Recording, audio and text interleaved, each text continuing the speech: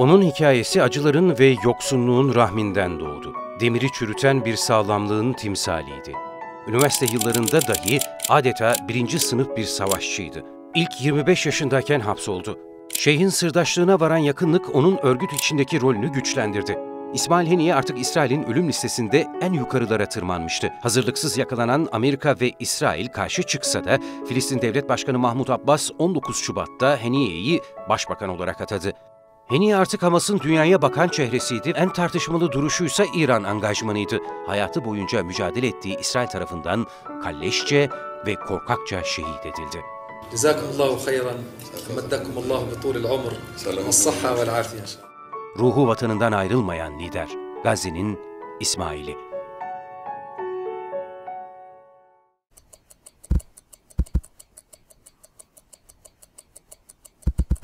...1967'de 6 gün savaşında Arap ülkelerinin İsrail'in karşısında hezimete uğraması, Filistin'de de büyük bir değişimin başlangıcı olmuştu. Halktaki karamsarlığı gören Şeyh Yasin, yepyeni bir kuşakla, kimi 20'li yaşlarında, kimi ise daha lise çağında olan gençlerle yola koyuldu. Abdülaziz Er-Rantisi, Nizar Reyyan, Said Siyam, Ahmet El-Cebari, Halit Meşal, Yahya Ayyaş, İmat Akil, Cemal Mansur, Cemal Selim, Salah Şahade, Şeyh İbrahim El-Mukaddime ve İsmail Haniye. Tam adıyla İsmail Abdüsselam Ahmet Haniye. Binlerce Filistinli gibi 1962 yılında Gazze şeridindeki Eşşati mülteci kampında dünyaya geldi. Birleşmiş Milletler'in kamplara kurduğu okullarda eğitim gören Haniye, 1981'de Gazze İslam Üniversitesi'nde Arap Edebiyatı bölümüne kaydoldu. Halkının terör devleti İsrail'den kurtuluşunun erken başlayan milli mücadeleden geçtiğinin bilincinde olan Haniye, üniversite yıllarında dahi adeta birinci sınıf bir savaşçıydı. 1983 ve 84'te Müslüman kardeşleri temsil eden Öğrenci Konseyi'nin başkanlığını yaptı. 1987'de ilk intifada patlak verdiğinde taşlı protestolara katılan öğrenciler arasındaydı. O yıllarda Şeyh Ahmet Yasin'le tanışan Haniye, daha sonra verdiği bir röportajda Şeyh Yasin'in Filistin gençliği için önemli bir rol model olduğunu, ondan İslam'ı sevmeyi, fedakarlık yapmayı, zalimlere boyun eğmemeyi öğrendiğini söyledi.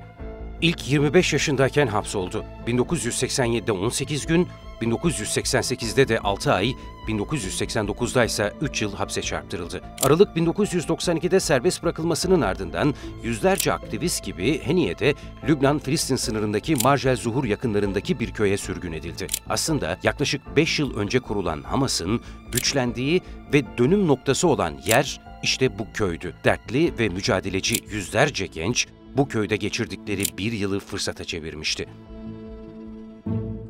Geçen yılın ardından Gazze'ye dönen Haniye, İslam Üniversitesi'nde dekan olarak tayin edildi.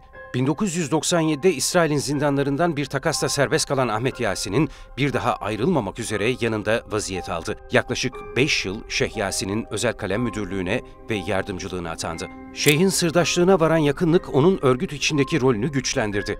İsrail'in çoktan dikkatini çekmiş olan Haniye, 2003 yılında Hamas liderliğini hedef alan bir hava saldırısında Şeyh Ahmet Yasin'le birlikte saniyeler evvel boşalttıkları binadan hafif yaralanarak kurtulabildi. Haniye, liderini bize zalimlerle mücadele etmeyi o öğretti dediği Yasin'ini, hocasını Siyonist devlet İsrail'in düzenlediği bir helikopter saldırısında 2004 yılında kaybetti. İsmail Haniye artık İsrail'in ölüm listesinde en yukarılara tırmanmıştı. Aralık 2005'te yapılan ve 25 Ocak 2006'da tekrarlanan Filistin Yasama Konseyi seçimlerinden sonra Haniye'nin Hamas hareketi içindeki mevkii daha da yükseldi. Hamas lideri Halit Meşal'in Şam'da sürgünde bulunmasından dolayı listenin en başında o yer aldı. Seçim sonuçları başta Amerika olmak üzere batılı gözlemcileri şaşkına çevirdi.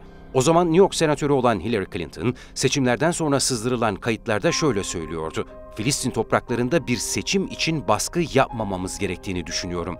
Bence bu büyük bir hataydı ve eğer bir seçim için baskı yapacaksak, o zaman kimin kazanacağını belirlemek için bir şeyler yaptığımızdan emin olmalıydık. Siyasi parti olarak yoluna devam eden Hamas, 132 sandalyeden 74'ünü alarak Fethiye'ye büyük bir darbe indirmişti. Hazırlıksız yakalanan Amerika ve İsrail karşı çıksa da Filistin Devlet Başkanı Mahmut Abbas 19 Şubat'ta Haniye'yi başbakan olarak atadı. Ne var ki bundan memnun olmayan, başta mezkur ülkeler olmak üzere tüm batılı ülkeler Filistin yönetimine mali yardımları askıya aldı.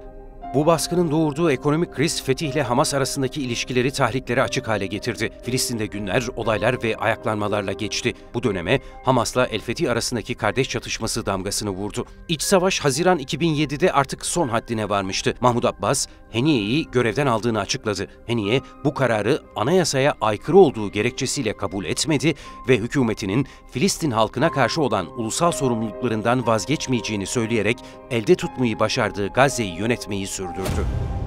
Şartlar hayli ağır olsa da 2006'da kaçırdıkları İsrailli asker Gilad Shaalit'i serbest bırakmak karşılığında Ekim 2011'de 1000'den fazla Filistinli tutsağın özgürlüğüne kavuşmasını sağlaması Hamas için büyük bir zaferdi. Haniye'nin sahada Hamas'ın doğal lideri konumu bu dönemde daha da pekişti ve 2014 yılında patlak veren savaştaki performansı Filistin halkı tarafından başarılı olarak tanımlansa da halk içinde, Hamas içinde hayat günden güne zorlaşmaya devam etti. Haniye, Batı Şeria'daki Filistin yönetimiyle uzlaşma gayesiyle müzakere masasından hiç çekilmedi ve 2014'te Gazze'deki Hamas hükümetinin Fetih'le birlik hükümetine dönüşmesi için görevinden resmen istifa etti. Bu istifaya rağmen Hamas'ın Gazze lideri olarak kaldı. Ta ki Eylül 2016'da eşi ve 2 oğluyla birlikte hac farizası için yurdundan ayrılıncaya dek. Bu yolculuk Hamas Siyasi Bürosu Başkanı Halit Meşal'in yerine geçeceği yönündeki duyumları teyit eden bir gelişmeydi ve yeni bir evrenin başlangıcına işaret ediyordu. Beklenen oldu. Haniye, Meşal'in ikamet ettiği Katar'ın başkenti Doha'ya taşındı. Hareketin bir süredir diplomatik karargahının bulunduğu Doha, önceki birçok krizde İsrail'le müzakerenin de yürütüldüğü bir mecraydı. Haniye, 6 Mayıs 2017'de Hamas Genel Şura Konseyi tarafından Siyasi Büro Başkanı seçildi. Bu, hareket içindeki en yüksek mevki demekti. Her ne kadar Gazze'deki kritik hadiseleri uzaktan yönetse de onun bu mevkiye gelmesine vesile olanlar ondan kalan görevi sırtlandılar. Hareketin Gazze siyasi kanat sorumlusu 20 yılını İsrail zindanlarında bıraktıktan sonra takas anlaşmasıyla özgürlüğüne kavuşan Yahya Sinvar, askeri kanat olan İzzettin El-Kassam Tugaylarının komutanı Muhammed Deif ve sağ kolu Mervan İsa bu isimlerdendi. Haniye artık Hamas'ın dünyaya bakan çehresiydi ve birçok kez Türkiye Cumhuriyeti Cumhurbaşkanı Recep Tayyip Erdoğan'la da bir araya gelmişti. Haniye bir defasında Erdoğan'ın grup toplantısında kendisine beklenmedik bir sürpriz yaparak uzun süre ayakta alkışlanmıştı.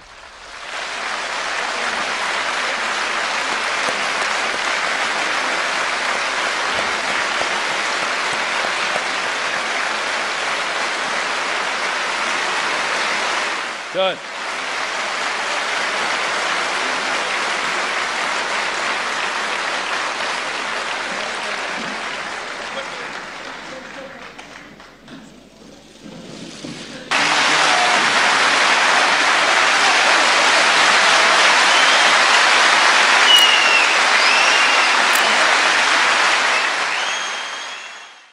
Haniye 2023 yılında Cumhurbaşkanı Erdoğan'ın arabuluculuğuyla Filistin Yönetimi Başkanı Mahmud Abbas'la da görüşmüştü. Hamas'ın politik ve diplomatik cephesi ve çehresi olarak Haniye aslında hareket içindeki en ılımlı ve pragmatik figürlerden biriydi. Arap rejimlerinin liderleriyle Kassam'ın askeri kanadı arasında dengeli bir duruşu koruyabilmek için hayli esnek ve mutedil olmak gerektiği de açıktı. Onun liderlik üslubundaki en bariz hususlardan biri de Filistinli diğer fraksiyon liderleriyle son derece sıcak ve olumlu bir ilişki tarzına yatkınlığıydı.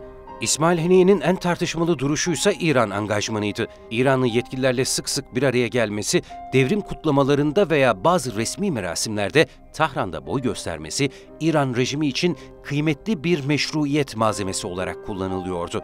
Bilhassa 2020 Ocağı'ndaki Kasım Süleyman'ın cenazesinde yaptığı hamasi konuşmada onu Kudüs şehidi ilan ederek bu ibareyi 3 kez tekrarlaması hafızalarda iz bıraktı. 2018'de Amerika Birleşik Devletleri Haniye'yi küresel teröristler listesine aldı. Terör devleti İsrail, İsmail Haniye'ye tüm yakınlarının acısını yaşatırken Haniye'nin metaneti hafızalarda tanık olan herkes için unutulmaz yere sahipti. 13 çocuğundan 3'ünü, 4 torununu, 2 kardeşini ve yeğenlerini İsrail'in kalleş saldırılarında şehit verdi. Allah yesehil. Allah yesehil.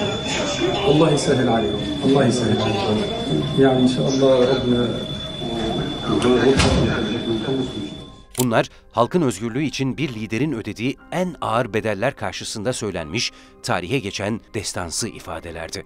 İsmail Haniye, İzzettin El-Kassam Tugaylarının 7 Ekim'de işgalci İsrail'e karşı başlattığı direnişten yaklaşık 300 gün sonra 31 Temmuz 2024 tarihinde yeni seçilen Cumhurbaşkanı Mesut Pezeşkiyan'ın yemin törenine katılmak üzere gittiği İran'ın başkenti Tahran'da kaldığı konuk evine önceden yerleştirilen bombanın patlamasıyla hayatı boyunca mücadele ettiği İsrail tarafından kalleşçe ve korkakça şehit edildi. İsmail Haniye'nin cenaze namazının kılındığı Doha haricinde de binlerce Müslüman düğümlenmiş boğazlarıyla Haniye'nin gıyabi cenaze namazı için kıyama durdu. Kimileri intikam diye haykırdı, kimileri tekbir getirdi, kimileri sessizce gözyaşı döktü. Peki ardından üzülen sadece Müslümanlar mıydı?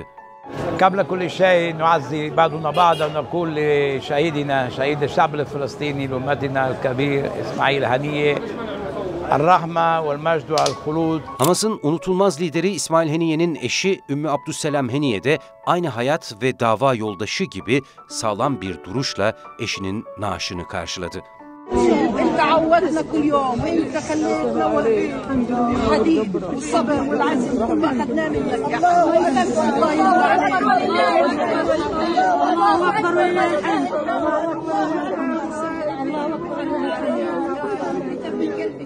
دماء يعني أبي ليست يعني أغلى من دماء أطفال غزة هاشم، ليست أغلى من دموع أمهات الشهداء وأبناء. Haniye'nin şehit edilmeden bir gün önce dilinden dökülen sözler unutulmaz mücadelesi gibi hafızalarımızda yerini aldı. هكذا هي الدنيا وأمات وأحيا وأضحك وأبكى الله سبحانه وتعالى يحيي ويميت ولكن هذه أمة خالدة إن شاء الله ومتجددة وكما قال الشاعر إذا غاب سيد قام سيد إن شاء الله تعالى. جزاكم الله خيرا ومدكم الله بطول العمر والصحة والعافية. Acıların ve yoksunluğun rahminden doğan 62 yıllık ömrünün her anı mücadeleyle geçen Şeyh Ahmet Yasin'in yoldaşı, Hamas'ın unutulmaz lideri İsmail Haniye, ruhu vatanından ayrılmayan lider, Gazze'nin İsmail'i.